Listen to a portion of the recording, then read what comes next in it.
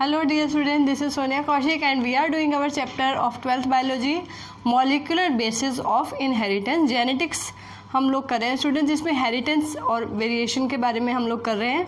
Alright, तो इस chapter में हम कर चुके हैं मॉलिकुलर बेसिस ऑफ इनहेरिटेंस में we have done the structure of DNA. ठीक है, डीएनए का क्या स्ट्रक्चर है, double stranded structure that is given by, double helical structure that is given by Watson and Crick, वो हम कर चुके हैं स्टूडेंट्स. तो आज हम करेंगे, एंड लास्ट टाइम मैंने आपको बताया था that the size of DNA in case of human being is approximately 2 metre. And if we talk about the molecular size तो that is 3.3 into 10⁻9 base pair. ठीक है, इकोलाई के अंदर मैंने आपको बताया था 4.6 इंटू 10⁻6 बेस पेयर. तो चलिए आज करते हैं पैकेजिंग ऑफ डीएनए, कि इतना बड़ा डीएनए और इतने छोटे से न्यूक्लियस में how it is possible to be packed so compactly and so nicely. So हम बात करते हैं सबसे पहले आज पैकेजिंग ऑफ डीएनए. ठीक है, अभी पहले हम बात करते हैं प्रोकैरियोट्स के अंदर. प्रोकैरियोट्स के अंदर डीएनए किस तरीके से पैक होता है. तो स्टूडेंट्स प्रोकैरियोट में जैसे अगर हम बात करें bacterial cell, if we talk about bacterial cell, so bacterial cell having the DNA that is not covered by nuclear membrane and we have called that nucleoid. हमने उसको कहा था कि वो क्या होता है, न्यूक्लियोइड. न्यूक्लियोइड, इसके ऊपर कोई भी मेम्ब्रेन प्रेजेंट नहीं होती. तो स्टूडेंट्स यहाँ इसकी पैकिंग में जो डीएनए है, DNA is packed with the help of some non-histone proteins. ठीक है, कुछ नॉन हिस्टोन प्रोटीन से स्टूडेंट जो डीएनए की पैकेजिंग में कहीं ना कहीं हेल्प करते हैं. इसको न्यूक्लियोइड भी बोलते हैं, जीनोपोर भी बोलते हैं. ठीक है, and this is also called insufficient nucleus. ठीक है, ऑलराइट. चलिए उसके बाद बात आती है स्टूडेंट्स यूकैरियोट्स में. यूकैरियोट्स के अंदर कैसे पैकेजिंग है यूकैरियोट्स. तो यूकैरियोट्स के अंदर देखें स्टूडेंट्स, हम लोग यूकैरियोट्स के अगर सेल के अंदर हम देखें तो nucleus is having a proper nuclear membrane. Nucleus जो है that is having a DNA is covered by this is nucleus with nuclear membrane. इसमें न्यूक्लियर मेम्ब्रेन भी प्रेजेंट है. ठीक है, दैट इज़ पोरस. ठीक है, बीच बीच में इसमें पोर्स भी प्रेजेंट है एंड न्यूक्लियर मेम्ब्रेन जो है प्रेजेंट है. ऑलराइट, सो बात करते हैं अगर ह्यूमन डीएनए की. इन केस अगर हम बात करें size of human DNA so that is approximately 2 meter. ठीक है, तो इधर कैसे पैक है वो. सो आज हम बात करेंगे स्टूडेंट हिस्टोन प्रोटीन्स की. Histone proteins are basically positively charged basic proteins. ठीक है, पॉजिटिवली चार्ज बेसिक प्रोटीन्स है that helps in packaging of DNA. DNA की पैकेजिंग में हेल्प करते हैं students. If we talk about which scientist told about that, so that is Beadle and Tatum. ठीक है, they discovered that DNA is having a beaded string-like structure. DNA is having beads on string-like structure. DNA कहें या इसको हम कह सकते हैं chromatin. Chromatin क्या है स्टूडेंट्स, जो DNA और प्रोटीन से बनी हुई थ्रेड लाइक स्ट्रक्चर है. ठीक है, तो DNA is having beads on string like structure कब देखने को मिलता है स्टूडेंट्स, ये at the stage of metaphase stage. तो इस तरीके का स्ट्रक्चर देखने को मिलता है. So these structures, these beaded like, जो मैं आपको बता रही हूँ इस तरह से बीडेड स्ट्रिंग स्ट्रक्चर है. ठीक है students, these beaded string like structure is chromatin, this is chromatin structure and this is beads on string, beads on string. ठीक है, सो स्टूडेंट्स अगर हम बात करें ये बीड्स की, ये है न्यूक्लियोसोम्स, इनको बोलते हैं न्यूक्लियोसोम्स, जो मेन पैकेजिंग यूनिट है, nucleosomes, alright. And the nucleosomes connected with the DNA, this is called linker DNA, इसको हम क्या बोलते हैं, linker DNA. So this is our next topic, this nucleosomes helps in packaging of this DNA, ठीक है। अगर हम बात करें स्टूडेंट्स प्रोकैरियोट्स के अंदर, तो ये protein non histone protein, these are acidic non histone proteins हैं, यहाँ पे नॉन हिस्टोन प्रोटीन यहाँ पर है। लेकिन in case of eukaryotes these are histone protein, positively charge. और कौन से अमीनो एसिड इसमें होंगे, रिच इन, ये नीट में क्वेश्चन आता है students, rich in amino acids, rich in amino acids, which amino acid, lysine and arginine, ठीक है, लाइसिन और आर्जिनिन रिच ये न्यूक्लियोसोम्स हैं। तो अब बात करते हैं स्टूडेंट न्यूक्लियोसोम के स्ट्रक्चर की। Structure of nucleosome very very important, ठीक है। ये न्यूक्लियोसोम का जो स्ट्रक्चर है, this is important for 3 marks. And in NEET also questions are asked that what type of enzymes are what type of proteins are present, ठीक है, किस तरह के प्रोटीन प्रेजेंट है। सो हम न्यूक्लियोसोम के स्ट्रक्चर की बात करते हैं। Structure of nucleosome, this chromatin beaded like structure, ठीक है। सो अगर हम बात करें students, there is a core protein, क्या है एक core protein, and DNA is coiled और wrapped around this, DNA is wrapped around this, again there is a core protein and DNA is wrapped around this. तो इस तरीके से ये continuity में इस तरह के स्ट्रक्चर जो है देखने को मिलते हैं, alright students. And this is, अगर डायमीटर की बात करें, so that is 330 nanometer, alright. This is nucleosome structure. So students ये जो कोर प्रोटीन की हम बात करेंगे, ये है core protein, alright. And this is DNA wrapped around the core particle, core particle में जो डीएनए रैप्ड है दैट इज द डीएनए, ठीक है स्टूडेंट। तो कितना डीएनए रैप्ड होगा, लगभग 200 base pair, very very important, 200 base pair का डीएनए हर न्यूक्लियोसोम पे अटैच होगा। तो एक कोर प्रोटीन की बात करें हम, या कोर पार्टिकल की बात करें स्टूडेंट, तो it include histone protein, histone, octamer.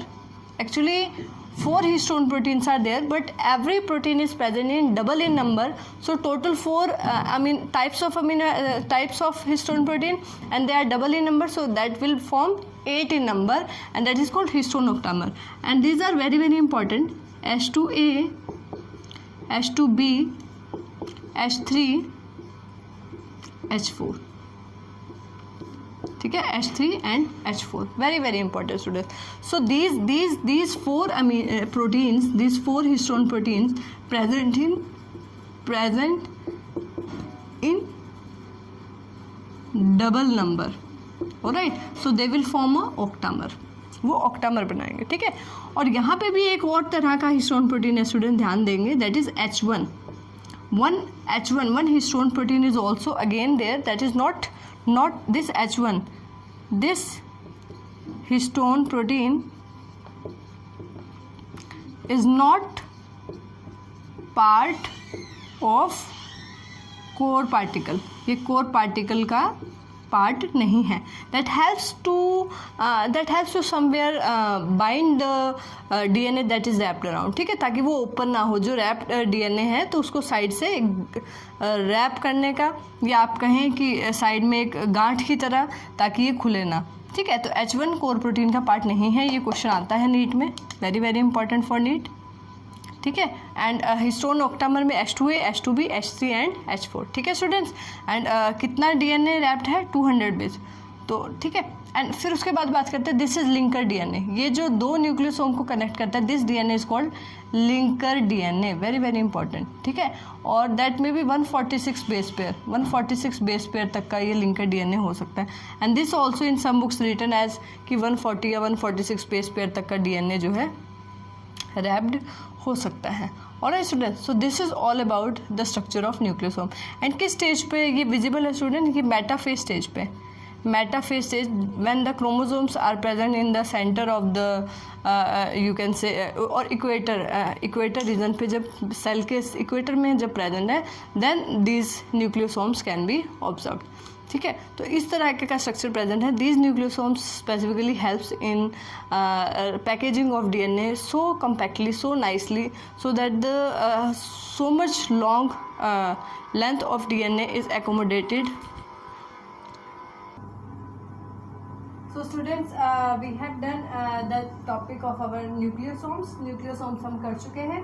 ठीक है, now coming to heterochromatin and euchromatin. Alright.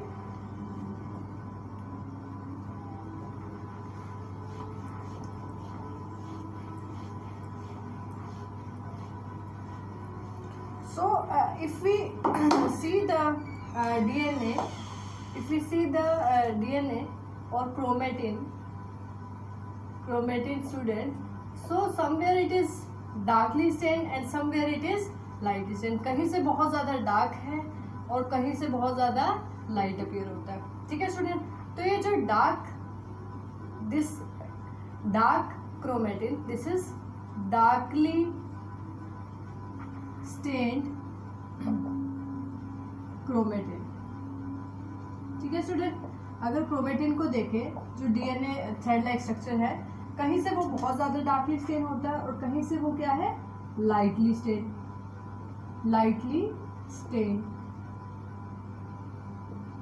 Alright, so students, this lightly stain region is called heterochromatin. And this darkly stained region is called euchromatin. Alright, heterochromatin and euchromatin. So this heterochromatin, yes, this is called this is euchromatin and this is heterochromatin. Darkly stained region is heterochromatin and lightly stained region is euchromatin. Alright student, so देखिए, अगर हम बात करें student, tightly packed जो हमारा जो chromatin है, that is transcriptionally inactive.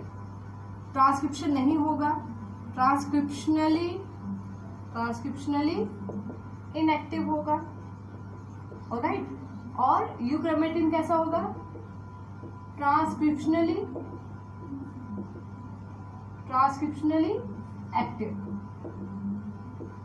Transcriptionally active. Alright student, so transcriptionally inactive region रहेगा, दैट मीन्स यहाँ पर डीएनए से एमआरएनए नहीं बनेगा. ट्रांसक्रिप्शन नहीं होगी. क्यों नहीं होगी स्टूडेंट, क्योंकि ये यहाँ पर बहुत ही टाइटली पैक्ड है, बहुत ही कम्पैक्टली पैक्ड है. So it's very difficult to open the DNA strand to make mRNA. And this lightly stained region, this is called euchromatin. And eu means true chromatin. Why it is called true chromatin? Because it involves in transcription and it is transcriptionally active. So these are heterochromatin and euchromatin. ठीक है student. So chromatin क्या है? Basically chromatin is a thread-like structure that is present inside the nucleus, that is made up of DNA and protein. So somewhere it is dark and somewhere it is light in color. And मैंने आपको बताया, अगर कहीं से ज़्यादा compactly pack है तो that type packing occurs with the help of histone protein, with the help of nucleosome. Alright, so this is all about chromatin and types of chromatin. Next, coming to last topics of today's lecture, that is Griffith experiment. Next is Griffith experiment, and this experiment is also known as, very important, transformation. This is also known as transformation principle. This is also called transformation principle. ठीक है students, who done this experiment? This is done by Frederick Griffith. Frederick Griffith जो scientist थे, उन्होंने किया था 1928 में. ठीक है स्टूडेंट, क्या लिया था उन्होंने अपने एक्सपेरिमेंट में? Bacteria.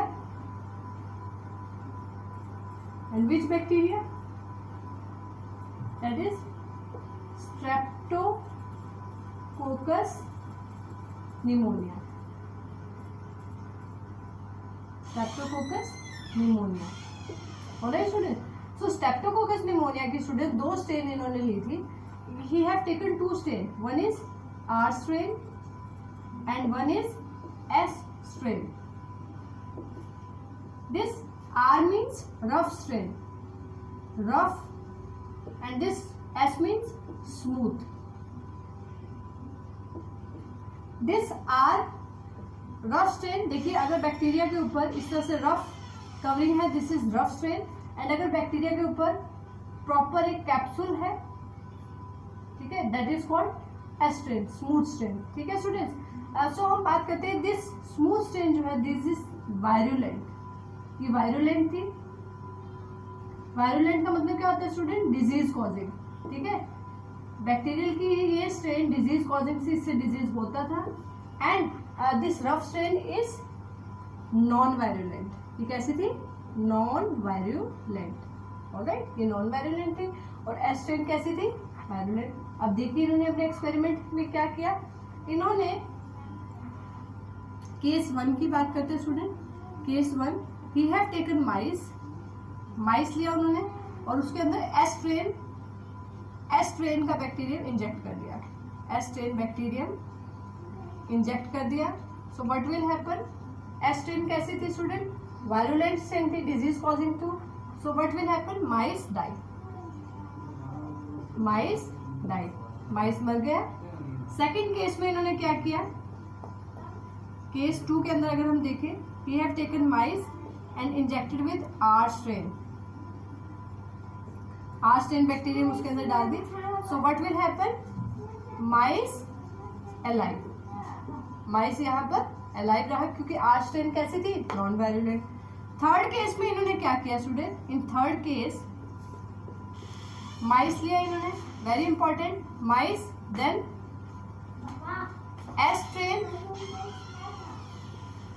S strain heat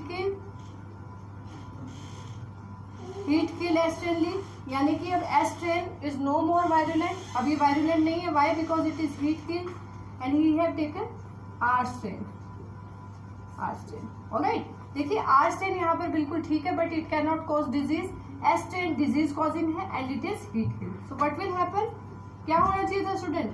mice should alive, mice alive होना चाहिए था। ठीक है, लेकिन ऐसा नहीं हुआ, ऐसा नहीं हुआ। क्या हुआ? माइस डाइड। सो स्टूडेंट्स, यहाँ पर जो एस स्ट्रेन था दैट इज डिजीज कॉजिंग, जो डिजीज कॉजिंग वैरायटी यहाँ पर थी that is already heat kill. ठीक है, और अगर हम बात करें तो यहाँ पर why the mice is not alive, तो दैट मीन्स कि हीट किल एस स्ट्रेन से, एस स्ट्रेन से आर स्ट्रेन जो कि नॉन वायरुलेंट थी, क्या थी? Non virulent. Something have transferred, इसमें से इसमें कुछ चेंज हुआ है जिसकी वजह से ये वायरुलेंट हो गई। सो वो change, that change is called transformation. That transformation, that change that changes the non-virulent R strain into virulent form. Now the question arises from this experiment. अभी यहाँ से ये क्लियर था स्टूडेंट्स कि हीट किल एस स्ट्रेन से R strain के अंदर कुछ गया है, बट वो सब्सटेंस क्या है, whether it is DNA, RNA और protein, that was not clear. ठीक है, तो this experiment is called transformation principle. This is given by Griffith on the basis of mice and on the basis of different strains he have taken for experiments. So उसके बाद अगर हम बात करते हैं कि जो ट्रांसफॉर्मेशन प्रिंसिपल था जो ग्रिफिथ ने दिया था स्टूडेंट, उसको थोड़ा सा और केमिकली एनालाइज करने के लिए कि वेदर इट इज प्रोटीन और डीएनए है या आरएनए है, what is the genetic material that transformed R strain into S strain, वो क्या मटेरियल था स्टूडेंट? तो उसके लिए 3 साइंटिस्ट आए।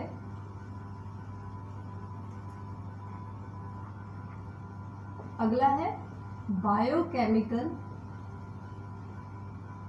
Characterisation,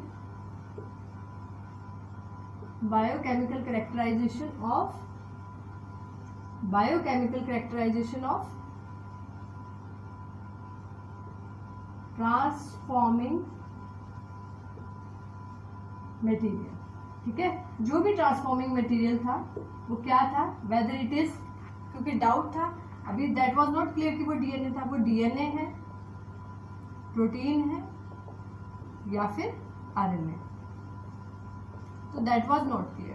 So to answer these question, 3 scientists, very important question, very important for NEET, 3 scientists, Avery,